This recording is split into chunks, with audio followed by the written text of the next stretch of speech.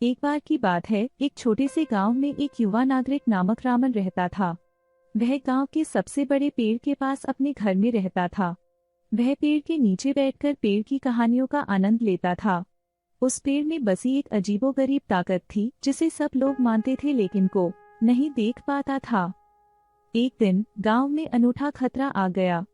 सभी लोग चिंतित थे और समस्या का हल ढूंढने में जुट गए। रामन को भी इस समस्या का समाधान निकालने के लिए पेड़ की मदद लेनी पड़ी।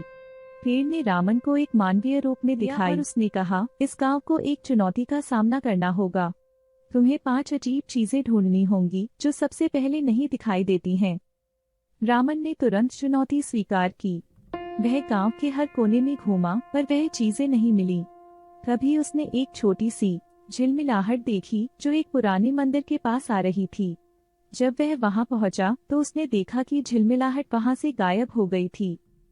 रामन ने मंदिर में जाकर उस झिलमिलाहट की ओर देखा और वहां एक छिपी हुई पिंक रंग की चाबी मिली। वह चाबी लेकर वापस आया और पेड़ के पास गया। पेड़ ने कहा, यह तो तुमने बहुत अच्छा किया। अब तुम्हें चाबी का उपयोग करके मंदिर में जाना होगा। रामन ने चाबी से मंदिर का दरवाजा खोला और अंदर जाकर एक और चुनौती मिली। मंदिर के भीतर एक और कमरा था जो अंधेरा था। रामन ने अपनी ताकत और साहस का इस्तेमाल करते हुए कमरे में प्रवेश किया। वहां एक चमकदार आधे चांद जैसी चीज थी। वह चीज थोड़ी देर तक चमकी और फिर वो एक रूप में बदल गई। रामन के सामने एक मानवीय आकार की छोटी सी मोमबत्ती थी। जैसे ही रामन ने मोमबत्ती को छुआ, वो उसके साथ चलने लगी। रामन ने पेड़ से पूछा, अब मैं क्या करूं? पेड़ ने उससे कहा, तुम्हें मोमबत्ती को चलाते हुए मुश्किल से चूजे को पाना होगा। रामन ने मोमबत्ती को चलाना शुरू किया और मुश्किल से चूजे वो बाहर निकल आया।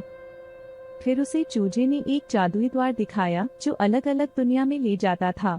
रामन ने द्वार को खोला और अचानक एक खूबसूरत उत्तरी दुनिया में पहुंच गया। वहां पर उसने एक राजा को देखा जो बड़े विचारों में डूबा हुआ था।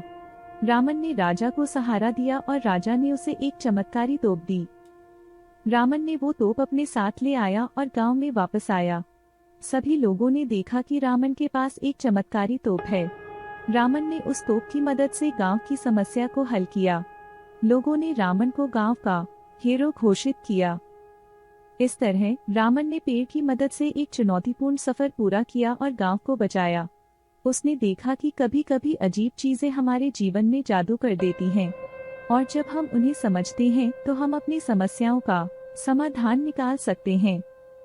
पेड़ ने रामन को धन्यवाद दिया और उसने उसे अपने असली रूप में वापस ले लिया। रामन ने उस पेड़ की ओर देखा और वहां एक छोटी सी मुस्कान थी जो उसके चेहरे पर थी।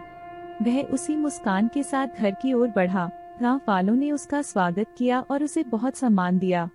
रामन ने समस्या का समाधान निकालकर उनकी सेवा की और एक महान योद्धा की तरह उन्होंने सभी को आश्चर्यचकित कर दिया।